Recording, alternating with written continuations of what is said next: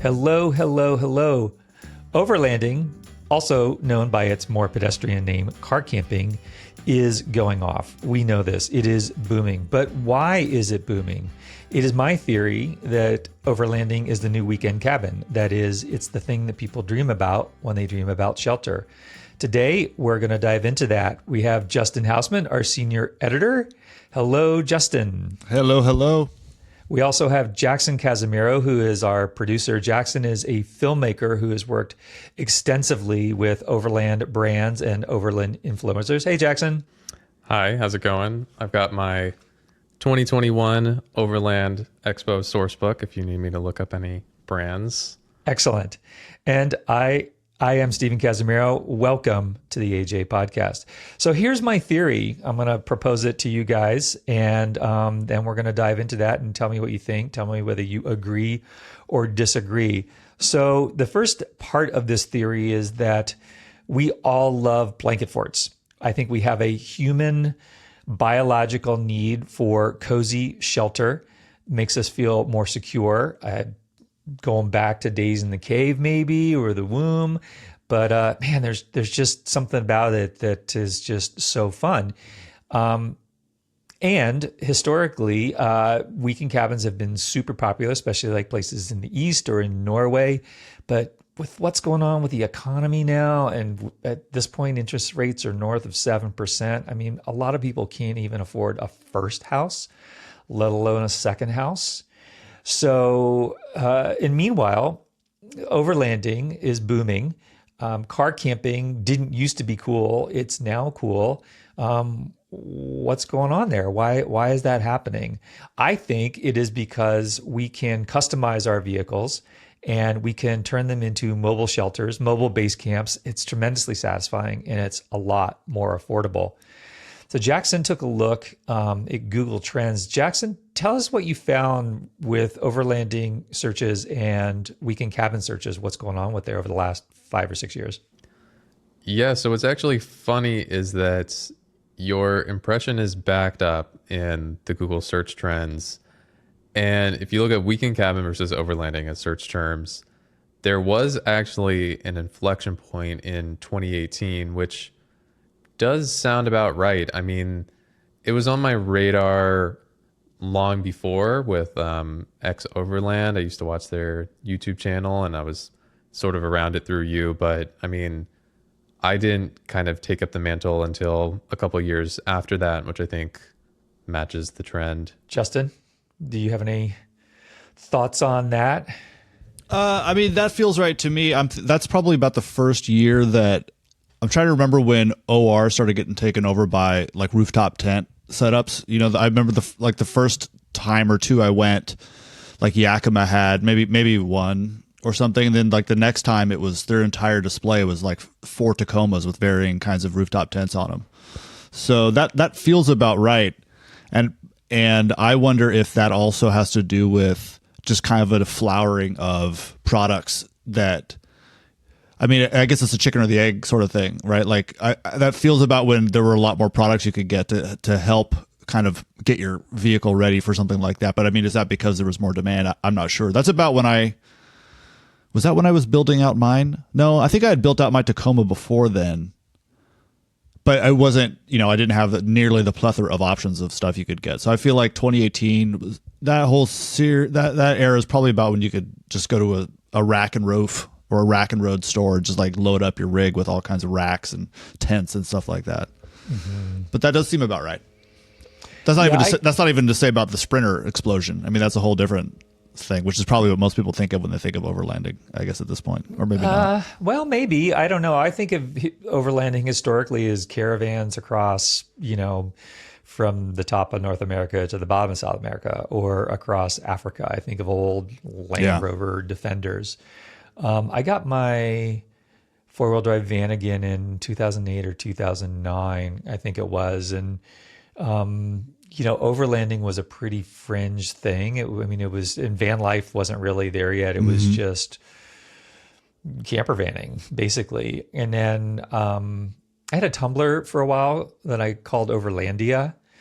And I saw Overlandia I saw the traditional overlanding as the point was to drive more so than the point was to have a cool vehicle that was comfortable to live out of and to use as a mobile base camp. And then for a long time, we did a column in AJ on the website called Overlandia, just to sort of create a little bit of a difference between the two concepts. But now I think, just for some people that overlanding is driving, but I think for, broadly, more culturally now, it's probably just car camping. Yeah, I suppose that's an important distinction to make. I mean, I guess I go back and forth. I think I see so many sprinters around where I live. I'm sure in Orange County they're probably even more prevalent. I see more sprinters with various sorts of racks for carrying toys, usually lifted with like all-terrain tires. I see more of those than I do sort of the traditional like off-road truck or SUV around here. So to me, overlanding is now synonymous with like orthopedic surgeons and their sprinters, maybe going to Baja or somewhere, less so with like plucky, Vanagons and stuff like that. But yeah, I don't know.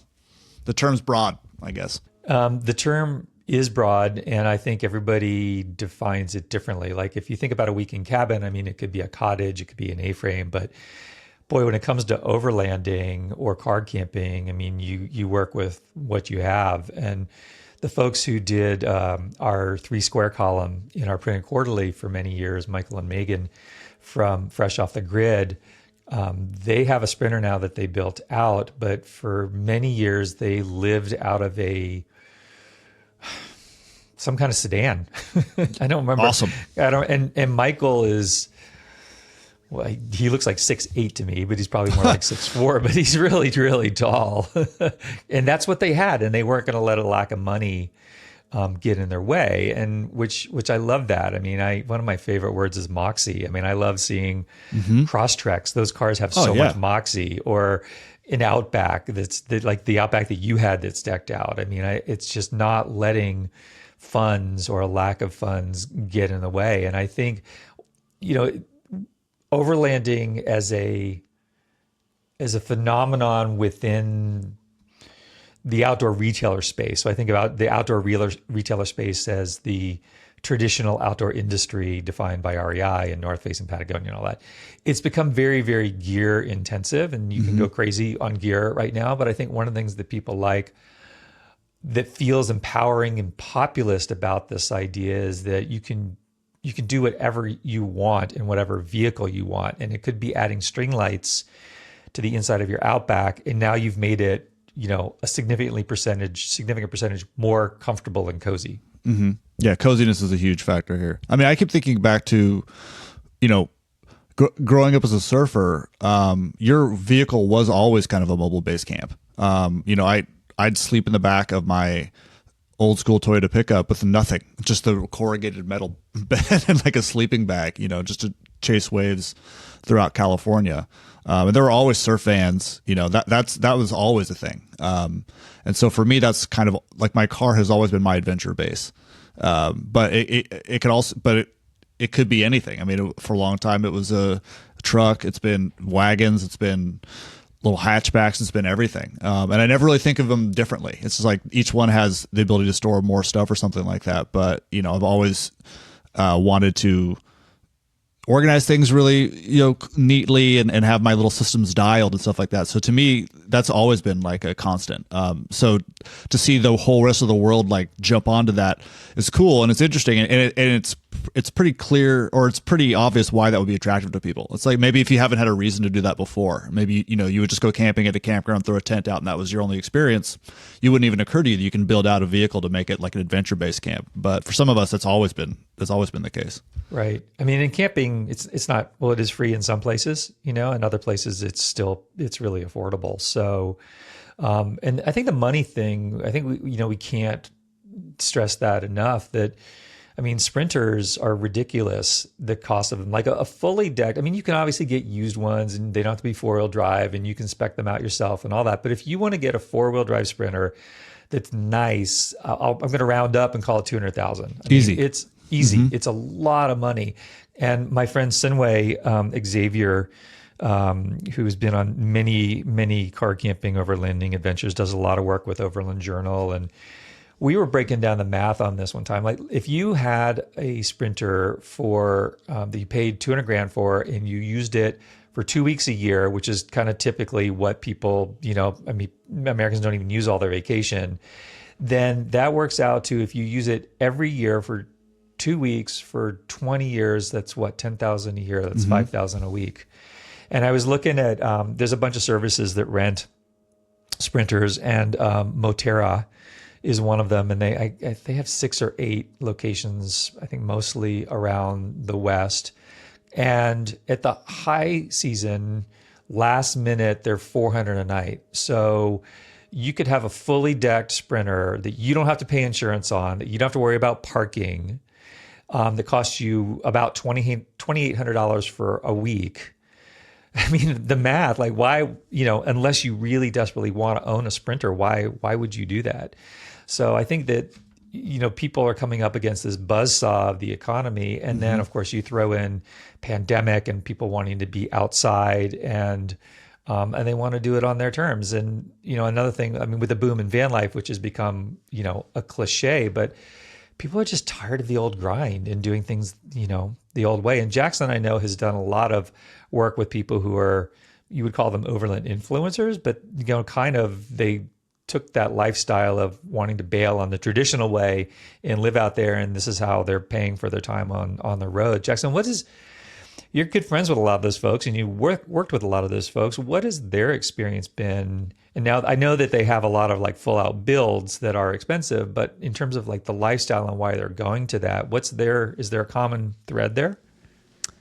I mean, definitely to the buying versus renting. I mean, I think that is actually a big element of it. I think the sense of ownership and customization that you get by building out your own rig.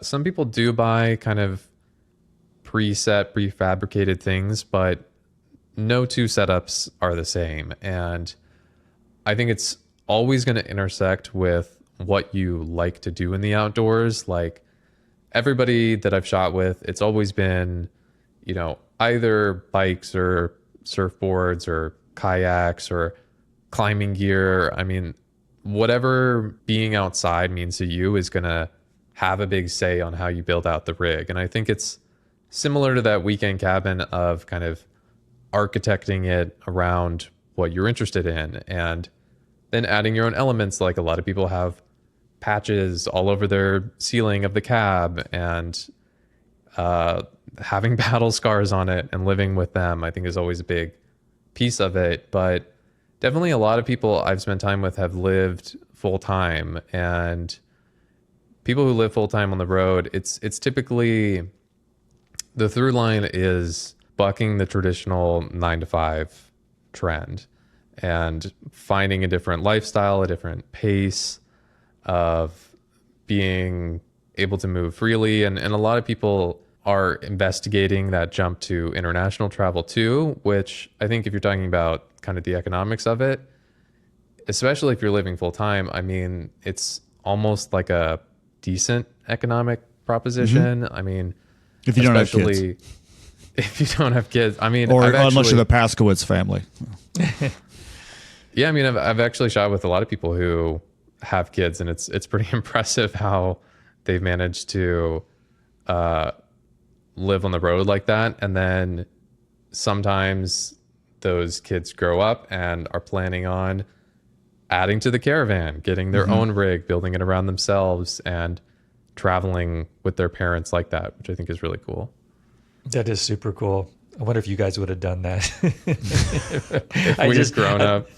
If you'd grown up in the van again. The two words that strike fear in every parent's heart are homeschooling. I don't know. I mean, that Paskowitz movie is pretty interesting. If you're not familiar with it, there's the surf family from Southern California, and they raised Dorian Paskowitz was sort of the patriarch, and I don't remember how many kids they raised, like 6, like an absurd amount. I think it was more than that. Yeah, maybe, in various like campers. I think they traveled internationally too, maybe a little bit, but mostly just throughout California and the West, generally speaking. And I'd say, I mean, I don't know, the documentary makes it seem like 95% of the kids hated it and don't want anything to do with that as adults. I think only one of them is still is kind of living that way. So for what that's worth.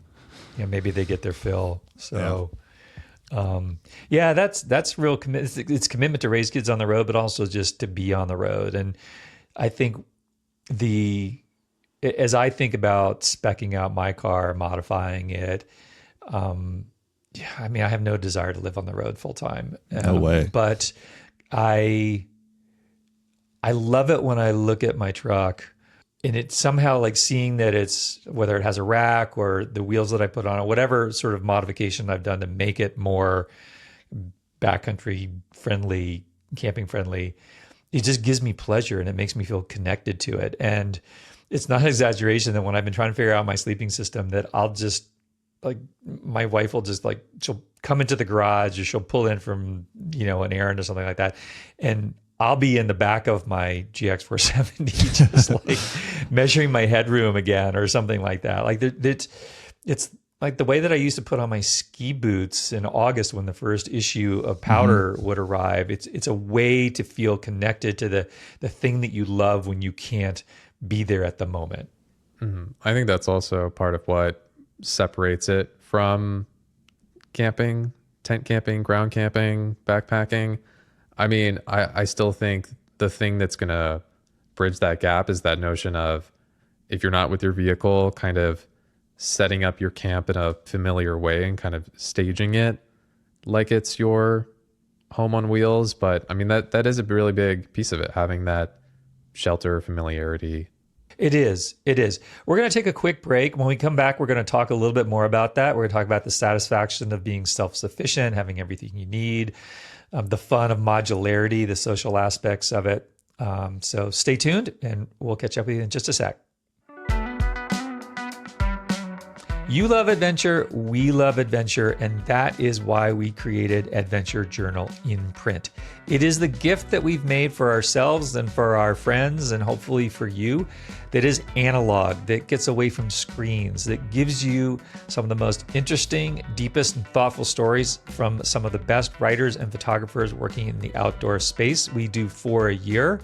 You get free shipping and a deep discount. It's $60 to have this absolutely beautiful, no batteries necessary celebration of adventure in your mailbox. Get it at adventure-journal.com. I am drinking, it's gotten cold now because we're halfway through the show. I am drinking Long Weekend Coffee. We launched Long Weekend Coffee earlier this year to bring you and us blends that are not fussy, that will take any kind of brew method that we like, whether it's at home, in a cabin, on the tailgate of a truck, doesn't matter. We have 4 blends. We have dark, medium, espresso roast, and a decaf. I think they're pretty amazing. I guarantee you will like them. Check us out at longweekend.coffee. Welcome back to the AJ Podcast. You probably already know you're in the AJ Podcast because you clicked on it. Thank you for listening. So one of the all-time best road trip books is Jack Kerouac, On the Road. And one of my favorite quotes from that book is, "Whither thou goest, America, in thy shiny black car in the night." And I often think about that. Whither thou goest, America. Where the hell are we going in our shiny black car in the night? And the idea of cars and road trips feels essential to Americans' perception of themselves as mobile and free and the open road and the Great American Road Trip playlist and all that sort of stuff. I think it's woven into our psyche, this idea that we can go anywhere and at a moment's notice. And so that's something that we all crave, right? The ability to sort of jump in the car and go.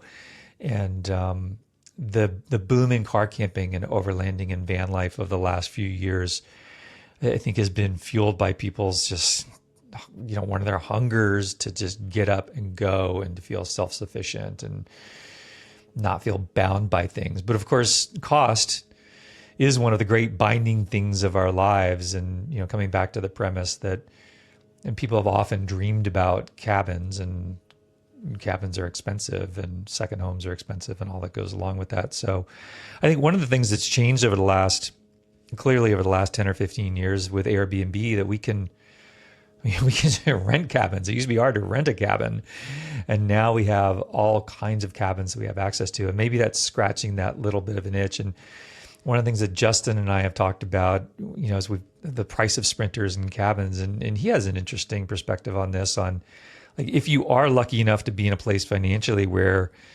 you could consider a second place or a bolt hole in the forest versus putting the money into a sprinter, would you? So Justin, can you tackle that for us?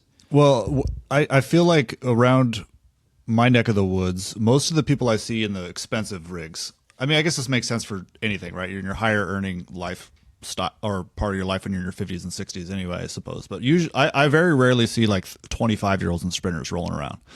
And when I see people often, these outrageously expensive vehicles, I'm thinking, what? I mean, it's possible they're just super rich and that means nothing to them. It's just a toy, But I've thought about, if I didn't have kids and I was, thinking about ways I wanted to spend the rest of my life. I mean, why? It makes a lot of sense actually to pump that money into some kind of van or whatever system you want, to where that's where you're retiring. That's your home. And there's a lot of appeal in that to me, especially if you're just single. I mean, that sounds fantastic. Like if you had the choice between an apartment for the rest of your life or just driving wherever you wanted. I mean, obviously people have done this with RVs forever, but it's a whole different ballgame when all of a sudden, BLM lands and national forest lands and stuff like that are open to you. And that makes all the sense in the world to me. And I've never really thought about it that way. I've never thought about kind of choosing between a sedentary, stationary place or being able to, my home is wherever I feel like it is. But I totally understand why you'd make that financial calculation at a certain point in your life. I mean, my wife and I have talked about buying cabins before. We can't even remotely afford it. We just bought a house a few years ago. But, if I had, the cheapest thing I could possibly get in a place I want to live is going to be $200,000-300,000 at minimum, and then it's there. That's where it is. What if you get bored with that place? What if it burns? I mean, California, everywhere you want to buy a cabin is potentially going to burn. Starts to make a lot more sense to have a big shiny blue Sprinter in your driveway instead of that. Yeah, it does. It does. And those are all great points. And I think that, by the time people get into their 60s, I mean, let's say you have been fortunate enough to be able to get your house and you buy it at age 30, by the time you're in your 60s, you probably have it paid off. You're at the peak of your earning years, or, maybe sort of maybe going over the hill and, looking at Social Security and all that sort of stuff. But your kids are probably gone if you had kids. And I mean, this is why we see so many happy older folks on the road, because they have that kind of income, and like you and Margaret, we've talked about a condo at Mammoth since I think before we were married, and it's always felt out of reach.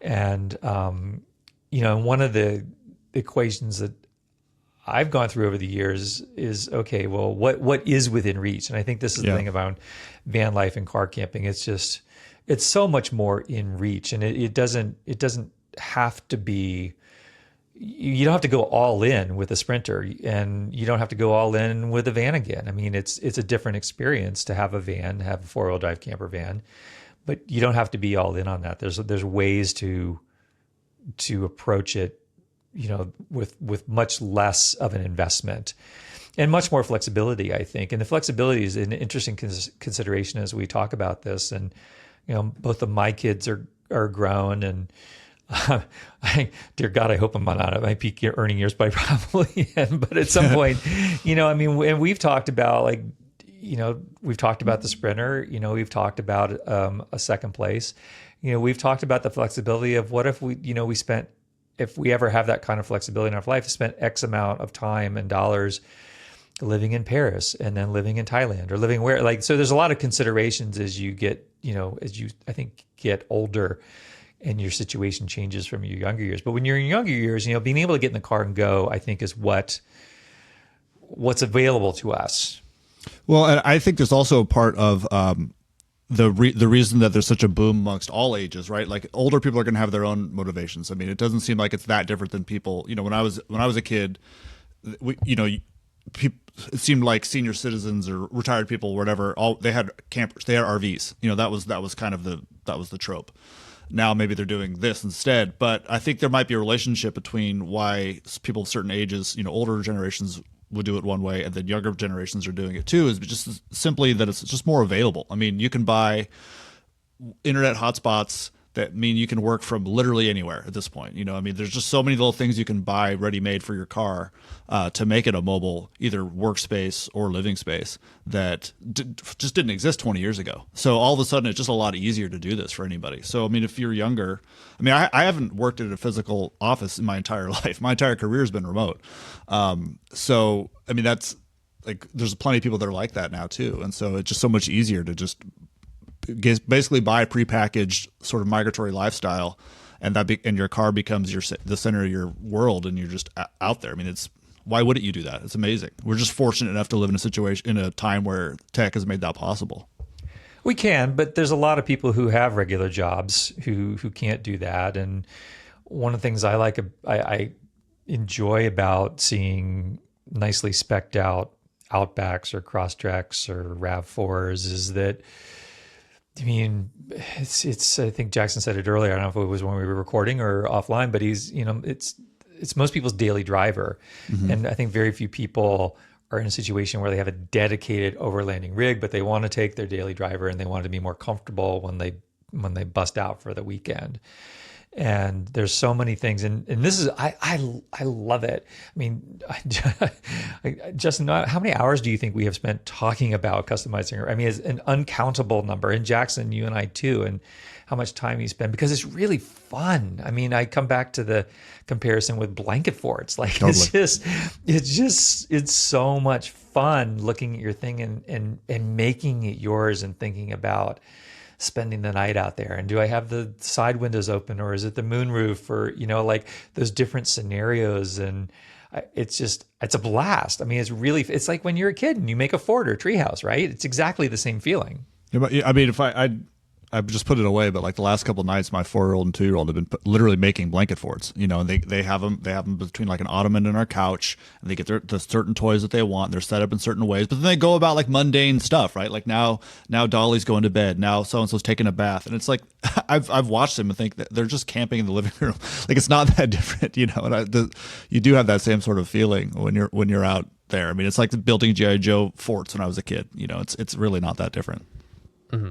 And I think me being at my point in life where I can afford doing a little bit more than just doing ground tent camping, but I'm not at the point where I can buy a house, I can buy even a condo that I can really customize, or have a lot of disposable income to like set up furniture exactly the way I want it.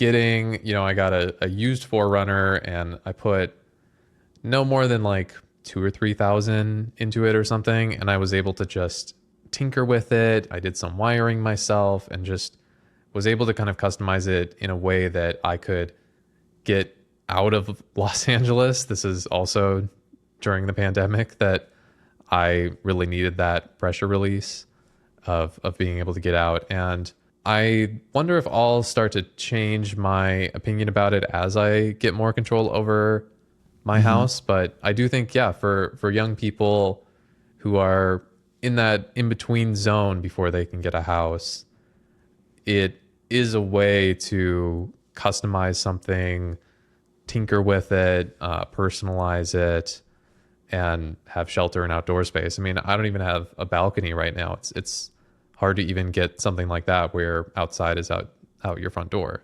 Yeah, those are really solid points. It is accessible, right? It's accessible. And I was thinking too that, from a social perspective, sharing a cabin with somebody is a bigger leap than sharing a campsite with somebody. I think it's harder to corral, pin people down on dates. What are we going to cook? All that sort of stuff. Who gets what bedroom? Kind of all of those things. Whereas it's much easier to say, I think it's lower threshold for everybody to say, hey, I'm going to be in this campground, this Forest Service campground this weekend. Anybody want to join me? Yeah. And people can just pull up. and you can be in the next campsite or the site over. And so people can come together and they still have the comfort of their own built space through their car camping system.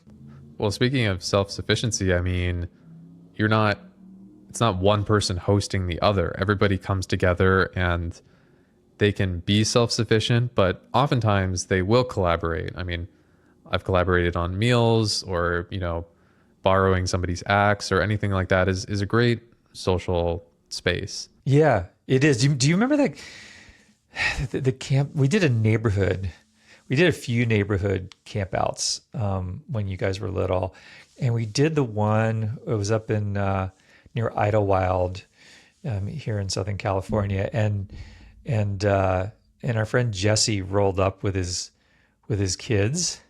And he just like, I don't even know if Jesse's a wild guy. Love Jesse. He's very spontaneous. And I'm trying to remember, I know he got a ticket from the ranger for some reason right when he pulled up. Really? And I think he might've just like gotten the boys and maybe not even told his wife, but he just rolled up. And everybody else was already in the campground or whatever. And Jesse just showed up. And it was like, that's the fun thing about these social things. Like, who's going to show up and like, what are they going to bring with them? Like Jesse brought axes to throw, and I think it was also in his wife's new Mercedes, something like that. Mike Deck rolled up with the joke about everything but the kitchen sink. He brought a folding kitchen sink. Yeah, that'd be normal now. He was ahead of the curve. He was totally ahead of the curve. It would be cooler it's fun. Like my overland experiences are always solo, but so I'm taking your word for it on the social thing. But it would be kind of cooler as it proliferates, it gets more popular to see more than just Tacomas and 4Runners and maybe some Land Cruisers out there. See people doing it in Mercedes or whatever. Like I see videos all the time of like Teslas that are lifted and like built up for it, and it's like, that would be so awesome. I mean, every time I'm back there, it's always the same 3 vehicles and the same 3 dudes like walking around it. Maybe a sprinter with some like influencers taking like yoga pose shots outside of a lake or something like that. But it'd be so. I would love to roll up on someone with like some sedans doing it. I mean, that's fantastic. That's how it was when I was a kid. Yeah, I mean, I know somebody who, I forget if he started it, but he's a Prius Overlander. Perfect. Which didn't even have all-wheel drive at the time. And so much cooler. It's so much cooler. Yeah, why not? Yeah, I met a guy who has an Overland Prius a couple weeks ago at the 29 Palms book festival that we were a part of, and he was a photographer there, and it was sick. It was really sweet. I'm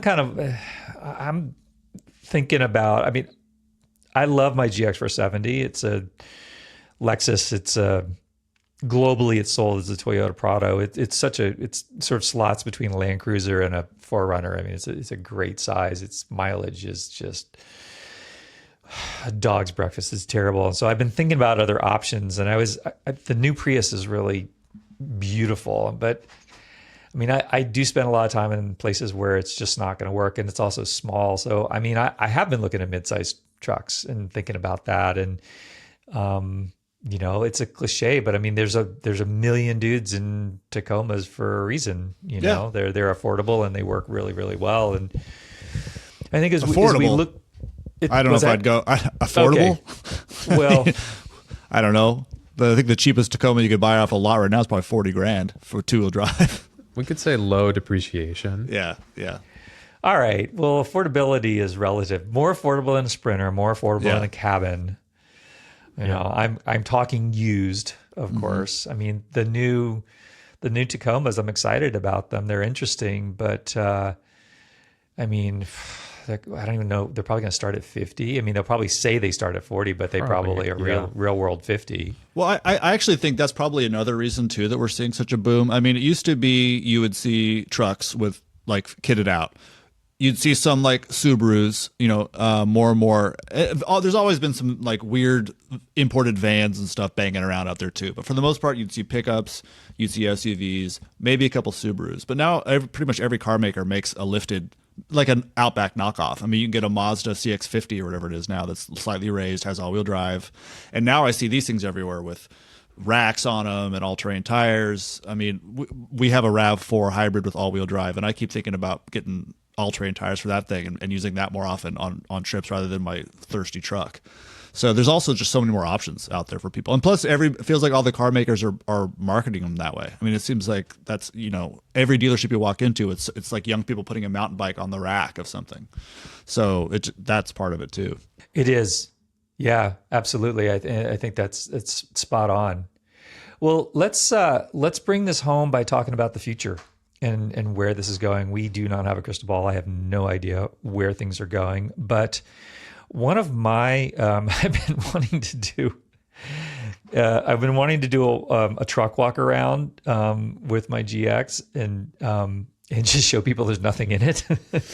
I take the seats great. out. I throw in a cooler. I throw in the sleeping bags, and I have a double wide mattress, and I really try to keep things simple. I went through phases where I obsessed about built-in cabinets and drawers, and Jackson has drawers in his 4Runner. And one of the things that I learned about having a Vanagon for 8 or 9 years was that there was a lot of wasted space by the cabinetry, and it had propane and a 2-burner stove, and I never wanted to cook inside. I didn't want grease or smoke going into my canopy.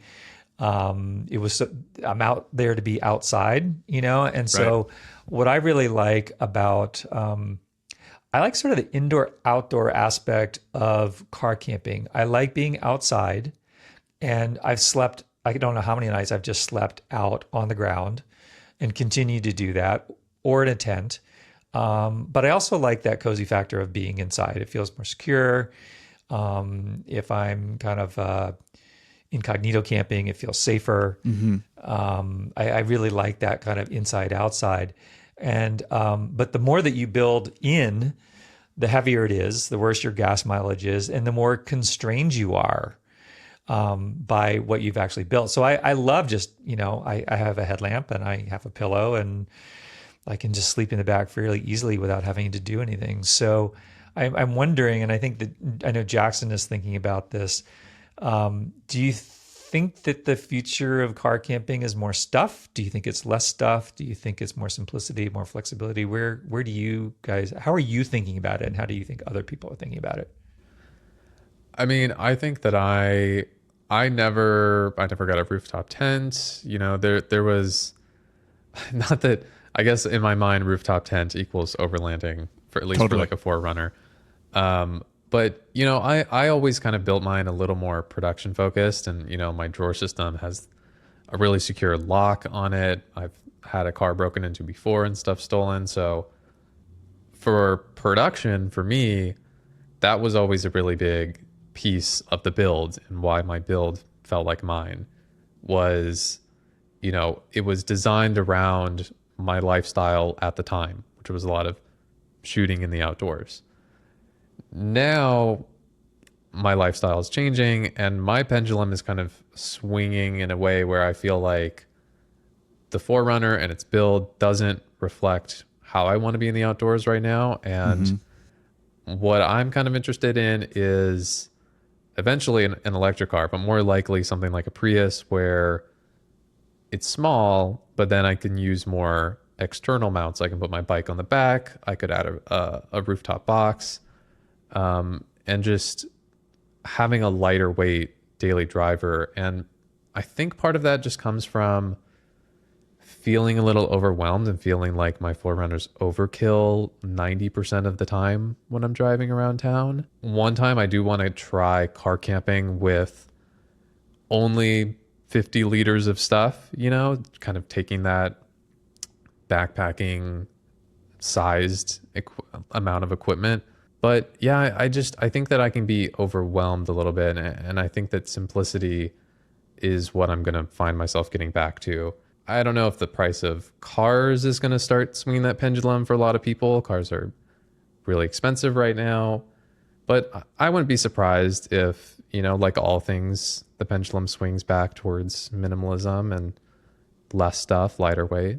Oh, I have no doubt that it will. I mean, I personally have gone through basically every possible phase of, dirt bag, sleeping out of a Honda Fit, to Tacoma with a built-out platform to Subarus with multiple rooftop tents, and just like every Dometic in the back, and like absolutely purpose-built for as super comfortable overlanding. To now, I have a Nissan Frontier. The only thing that gives away that I do anything interesting with it are the all-terrain tires. That's it, nothing else. And you go look in there right now, there's nothing in it at all. And that's kind of that's been my sort of journey. And now all the personalization and compartmentalization, that all goes in my kit. So I have my boxes that I throw in there when I want to go somewhere, and that's super well thought out and that's super well dialed. The truck is just a means to get to where I want to go. And I wouldn't be surprised if that's kind of like a sort of a trend that's my personal experience, but I suppose as a lot of people are probably experiencing that too, where they try to keep up with everybody. They got the rooftop tents, they're spending all this money and all this stuff, and they realize, okay, now I kind of know what I need and what I actually like doing, and it's not necessarily focusing so much on rack systems and lighting systems and all these sorts of things. It's really just being out there. And so I have a vehicle that can get me out there, and then I'll focus more on the little my camp comforts that don't have anything to do with my vehicle. I'll sleep outside if I can, but other than that, I got really nice tents. So I'll sleep in a big fancy tent and dial that thing in. And then my truck is just my truck. And what I found when I had my my built out Tacoma, it looked really cool when I had my wooden sleeping platform in the back and my neat little drawer systems and stuff. But then that's all it could do. Oh, I need to help move a couch. Sorry, But you don't want to help move a couch. Good point. Very good point. But if I, I can't bring my surfboards, I can't bring this, I can't bring that, and all of a sudden that's all it's for. And if that is your daily driver, that becomes a drag really fast. And these trucks look cool driving around with all this stuff on them, but I'm sure that a lot of the guys that have that are just like, geez, I don't really want to drive to work in this thing. I beg to differ. I think the people driving around with the stuff on their trucks, they look like the people with backpacks with all of the things hanging out. They look like the Beverly Hillbillies. That's one thing that I've always wanted to. There's not really much stealth about my car. It has off-roady tires, and I took the running boards off, and it's not a little cross track, but it doesn't have max tracks hanging off of it or extra fuel things or whatever. I just, why scream that at the world? There, you end up just putting a lot more weight and money on your truck in ways that very rarely are going to come back to you. The rooftop tent thing is really interesting because to me, it speaks to people's desire for simplicity. And by simplicity, I mean fewer hassles. And there's two reasons why I'm not wild about sleeping in tents as opposed to either sleeping just out on the ground or in a cot outside, al fresco, or in my vehicle. And one is the amount of time that it takes to set them up and take them down. And then the other is just the sense of, I don't really like the clammy air inside them.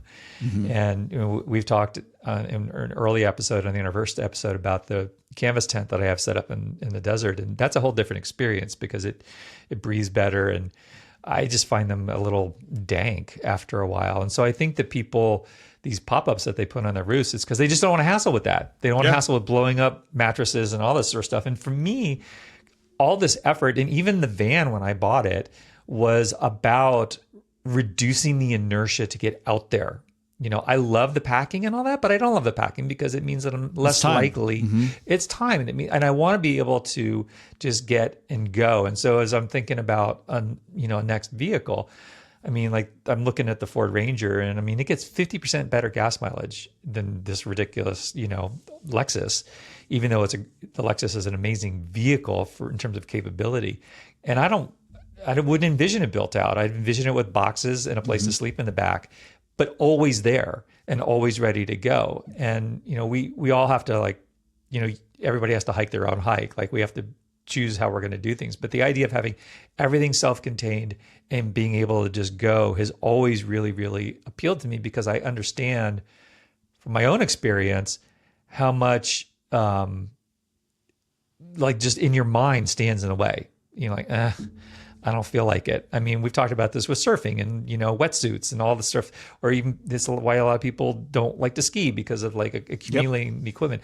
I want to be out there more. And so I want as few things between me and being out there as possible. And I think that, one important takeaway at least for me personally, I think for all of us, is that the three of us, is that you don't have to accumulate all this stuff to do it. And I mean, it is the idea of just a sleeping bag and a mattress in the back of your car is very empowering. Super empowering. And we shouldn't let this idea that we need to, and I think that underneath all of this, what we're talking about overlanding or car camping, part of it is the gear element and people doing specific rigs, but a big part of it, even bigger, is people not having to do that. And I think we need to celebrate that. I really do think it's cooler. I mean, anytime you see somebody in a hatchback making a go of it, I mean, it's so much cooler, and it's kind of more fun. I mean, it's a little bit more of it's almost, I don't know, it's something about figuring it out and something like that is pretty sweet. I mean, my wife and I bought our Honda Fit. We're both well over 6 feet tall because we could both lay down in the back. I don't even know if they make Honda Fits anymore. But if you're looking, by the way, for like some kind of non-truck camp vehicle, like the second generation Honda Fit is about as cool as it gets. And like you could fold the seats completely flat and we could both lay in it. It was amazing. So are you selling your truck? Is that what you're telling me? Dude, there's a gray Honda Fit down the street. This is probably the same year, and every time I see it, if it was a stick shift, I'd be leaving notes. I'll buy it, you know, because that thing was. He's saying so fun. this, but he loves his truck, and it's nice in theory, but I don't think you're going to be getting rid of the truck. I'm never getting rid of the truck. No, no. People also might realize, I mean, people talk about the concept of underbiking as being fun. Totally. It would apply here too. Do you guys have any final thoughts on the kind of the comparison to the weekend cabin ethos? I don't, other than just I think that it scratches an itch. You know, I think that it's fun, it's affordable, it's accessible, it's empowering, and it's flexible. And I think that as the world, there's all kinds of things going on in the world that's changing. I think resilience is going to be a key thing. And the lighter that we are, the less stuff that we have to worry about, the less things that are built into things, the more modular we are, the more resilient we're going to be, the more flexible, the less attachment to things. And so, and I think I'll close with this. Justin and I, we're on Cedar Mesa, and we got permits to go out to a ruin. And there were a couple that we were in the ranger station, and there were two other dudes there. And I can't remember what they were driving, but it was a little sedan. It was like a Civic or I don't remember exactly what it was. And so we got ours first. And so then we drove out, and it was a long way out, a dirt road, and it was kind of sandy and deep at times and really rugged. And we were both looking at each other and going, those guys are never going to get out of here. And then we do the hike, we come back, and guess what? You know, they got out there. They had absolutely no problems. So, you know, it's, you don't need a truck to get to a lot of these places. And if that's your jam, awesome, but you don't need one. Nope. Yeah, I mean, nothing cooler than being in Baja and seeing people just live there. You know, they're not even overlanding; they're just going to check out their lobster traps. You know, just bumbling on these little roads in cars that you wouldn't even drive down the street in your town. And exactly, they're just fine. And the deeper they get, the deeper they get. On that note, thank you so much for listening. Please give us a like, give us a follow. Every 3 months, we put out a new issue of AJ in print. It is gorgeous. It's beautiful. We write about these things. We run photos of overland stuff, camping, hiking, backpacking, skiing, snowboarding, you name it. So if you love adventure, and if you listen to us on the Adventurepreneur podcast, I know that you do love adventure, then come to adventure-journal.com and check us out. Subscribe, pick up a single issue, and take a look. All right. Thanks. We'll catch you next week.